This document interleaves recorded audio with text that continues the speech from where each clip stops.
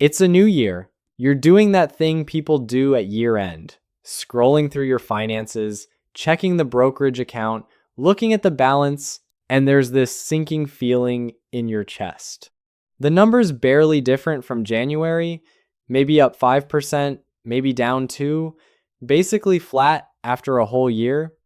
Meanwhile, you see posts from people who had incredible years. Someone's portfolio doubled. Someone else retired early. Your college roommate just bought their third rental property. And you think, what did I miss? What should I have done differently? Here's the thing. Most people think regret comes from picking the wrong investments, buying the wrong stock, missing the rally, selling too early. But that's not actually where regret comes from. Regret comes from knowing you had a system available to you, proven, boring, accessible, and choosing not to use it. See, most people think successful investing in 2026 is about prediction. Predicting which sectors will outperform, predicting when the Fed will cut rates, predicting whether we'll have a recession. So they wait, they watch, they try to time it perfectly. And while they're waiting for certainty, time passes, compounding opportunities evaporate, and another year disappears. But here's what nobody tells you. The investors who actually build wealth aren't the ones who predict correctly, they're the ones who commit completely. Not to a stock, not to a thesis, to a process.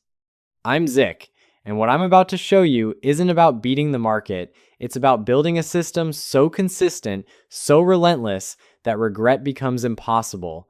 Because regret doesn't come from poor performance, it comes from knowing you didn't even try. Here's the process. It has 3 components, and once you cross the threshold where all 3 are running simultaneously, something irreversible happens. Component 1, invest a fixed percentage of every paycheck before you see the money. Component 2, increase that percentage every time your income rises. Component 3, never sell except for rebalancing or genuine life necessities. Simple. Almost embarrassingly simple. But here's the invisible part. Most people never activate all 3 at once. They invest sporadically. Or they invest consistently but at the same dollar amount forever. Or they invest and increase contributions but panic sell during corrections. 1 or 2 components are active. Never all 3. But when you activate all 3 simultaneously, you cross a threshold.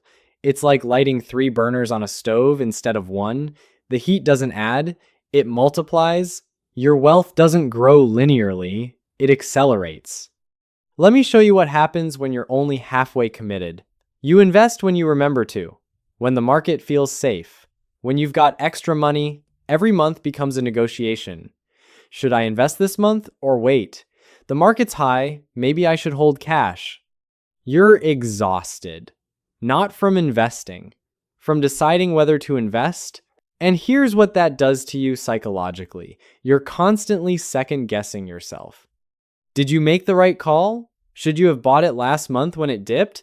Why didn't you invest more when things were cheaper? You're stuck in analysis paralysis. And while you're paralyzed, people with a committed process are just executing, month after month, no drama. But when you commit to the full process fixed percentage, automatic increases, no emotional selling, all that noise disappears. You're not deciding anymore, you're just running the system. And that mental clarity, that bandwidth you get back, it's transformative. You stop obsessing over daily market movements. You stop checking your portfolio every morning. You sleep better because you've removed yourself from the equation. And you were the problem. Now let's talk about what this process actually produces. Let's say you're making $70,000 a year. You commit to investing 15% of your gross income automatically. That's $10,500 a year, $875 a month. But here's where the second component kicks in. Year 2, you get a 5% raise, $73,500. Most people would inflate their lifestyle. You keep living on $70,000 and invest the entire raise. Now, you're investing $11,025 a year. Your lifestyle didn't change, but your wealth building capacity increased. Year 5, you're making 85,000, still living on 70, investing 15,000 a year.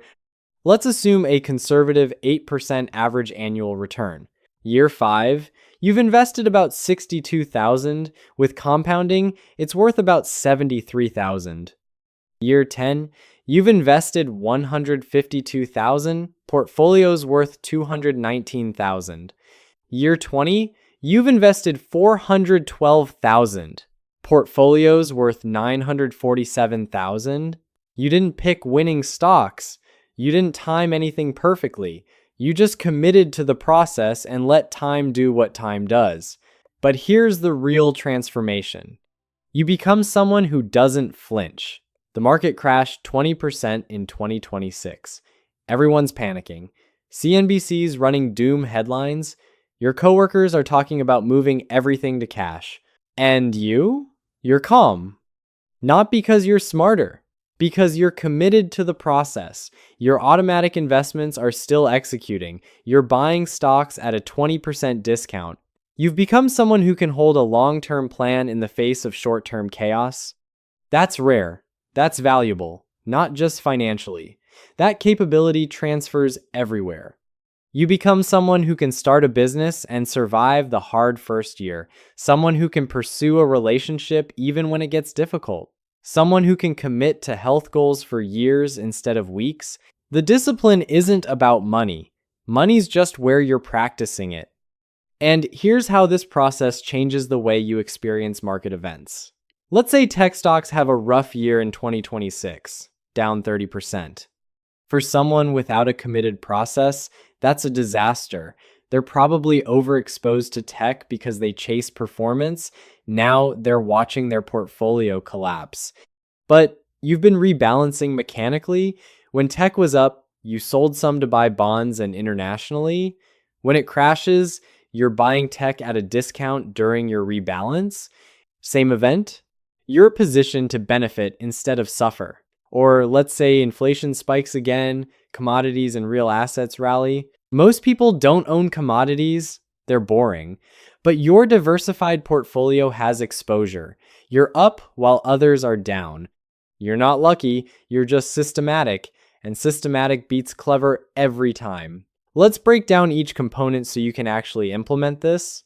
Component number 1, invest before you see the money. Invest a fixed percentage before you see the money. Not I'll invest what's left over, not I'll see how much I have at the end of the month. The money goes to investments before it hits your checking account, automatically from your paycheck. For most people, that means maxing your 401k first, then automating transfers to a Roth IRA or brokerage account. The key is invisibility. If you never see it, you never spend it. When people ask how much should I be investing, the answer is as much as you can sustain without creating genuine hardship. 15% is a good starting point. 20% is better. 25% if you're serious. The number matters less than the automation. Component 2, increase with every raise. Every time your income rises, increase your investment rate. You get a promotion, 5,000 more a year. Instead of upgrading your apartment or your car, you upgrade your investment rate. This is called the ratchet strategy. Your lifestyle stays constant while your income grows. The gap widens, and that gap becomes wealth. Most people do the opposite. They earn more, spend more, and wonder why they never get ahead. But when you commit to capturing every raise, something powerful happens. Your lifestyle is already comfortable. You're already living well. The extra income doesn't actually improve your day-to-day life that much. But invested, that 5,000 a year becomes 120,000 over 20 years. Life-changing money created from what would have been lifestyle creep. Component 3, never sell emotionally. Never sell except for mechanical rebalancing or genuine life necessities. This is where most people fail. They do components 1 and 2. They invest consistently. They increase contributions. Then the market drops. They get scared. They sell to protect their gains or avoid further losses. And they destroy years of compounding in a single emotional decision. Here's the rule. You only sell for 2 reasons. Reason number one, your annual rebalancing requires it. Your stocks have outperformed and now represent 70% of your portfolio instead of the 60% you intended. You sell some and buy bonds. Mechanical, unemotional. Reason number two, genuine life necessity. Medical emergency, job loss with no other reserves. Real need, everything else is off limits. No matter how compelling it feels at the moment. And here's what people miss about investing in 2026. They obsess over tactics. Which ETF has the lowest expense ratio? Should I buy individual stocks or funds? Should I use dollar cost averaging or lump sum? Those questions feel important, but they're not what determines outcomes. What determines outcomes is whether you're actually investing 15 to 25% of your income, whether you're capturing your raises, whether you're holding through volatility. Let me give you some perspective. The difference between a 0.03% expense ratio and a 0.05% expense ratio on a $100,000 portfolio is $20 a year. But the difference between investing 15% versus 10% of a $70,000 income, that's $3,500 a year. Over 20 years, that's the difference between having $800,000 and $500,000. $300,000 lost because you were optimizing the wrong variable. Get the structure right first. Then optimize the details. And here's what happens at work when you've been running this process for 5 years. You're sitting across from your manager in a performance review. They offer you a 3% raise. Standard, cost of living. Before the process, you'd take it, smile, say thank you. After 5 years of investing, you've got $220,000 growing in your portfolio. You're not desperate anymore. You speak up.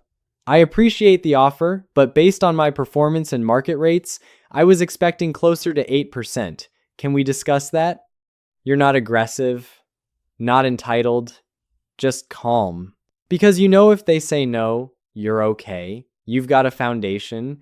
You can explore other opportunities without panic. That's what consistent investing gives you. Not wealth that lets you quit, wealth that lets you stand up. And when you stand up, outcomes change. But here's where people destroy themselves. They run the process for 3 years. Portfolio hits 90,000. They're feeling good. Then they convince themselves they deserve something. A reward, a celebration. They cash out $20,000 for a down payment on a sports car. I've been so disciplined, I've earned this. And just like that, they've broken the process. Not just the $20,000, they've taught themselves that investment accounts are accessible. That discipline is temporary, that long-term plans can be interrupted. And once you've done it once, you'll do it again. 6 months later, another $15,000 for a vacation. A year later, another $10,000 for new furniture. They had $90,000. 5 years later, they're back at $60,000 because they treated the foundation like a prize instead of infrastructure. Listen to me, your investment account is not a savings account. It's not a reward fund. It's not available. It's the engine of your future freedom. And engines don't work if you keep pulling parts out. Every dollar you pull out early isn't just that dollar. It's the exponential future that dollar would have created. Let's say you've got $75,000 invested. You want to remodel your kitchen. You withdraw $30,000. That $30,000, left invested at 8% for 25 years, would have been $205,000. You're not spending $30,000 on a kitchen, you're spending $205,000. Maybe that's worth it to you. Maybe the daily joy of that kitchen for 25 years justifies the trade. But you need to see it clearly. Most people don't. They just see the remodel cost. They don't see the compounding they're killing, the options they're eliminating, the future freedom they're trading for present comfort. And then they wonder why they never reach financial independence. Here's what this process actually protects you from. It's not market crashes. It's not a bad stock pick. It's regret. December 31st, 2036. You're looking back on the past 10 years. If you ran this process invested before you saw the money, captured every raise, never sold emotionally, you'll have somewhere between $700,000 and $1 million. Maybe more if markets were generous, maybe less if they weren't, but you'll be in that range. And more importantly, you'll have zero regret because you'll know you committed fully. You executed the process, you did everything within your control. But if you don't run this process, if you invest sporadically, spend your raises, panic sell during corrections, you'll have maybe 150,000, maybe 200 if you got lucky. And you'll know deep in your bones that you could have had more, that you had access to the same process everyone else did, that you just didn't commit. That regret will cost you more than the money you missed. Look, I'm not saying this process will make you a millionaire by 2027. It won't. But if you commit to it, invest automatically, capture your raises, hold through volatility, you're going to look back on 2026 as the year everything changed. Not because you got rich, because you became someone who keeps promises to themselves, someone who can execute a decades-long plan without constant validation, someone who controls their financial life instead of reacting to it. And that person builds wealth in any environment, with any economy, through any market. So here's what I want you to do. This week, not next month, this week set up the automatic investment, 15% of your gross income minimum, straight from your paycheck into your 401k and IRA. Write down today's date. That's the date you started the process. Then, commit to holding for 10 years minimum. No selling except for rebalancing or genuine emergencies. 10 years from now, you're going to be somewhere. The only question is whether you'll be grateful to your 2026 self or disappointed in them. Don't let them down. This is Zik. Make 2026 the year regret became impossible.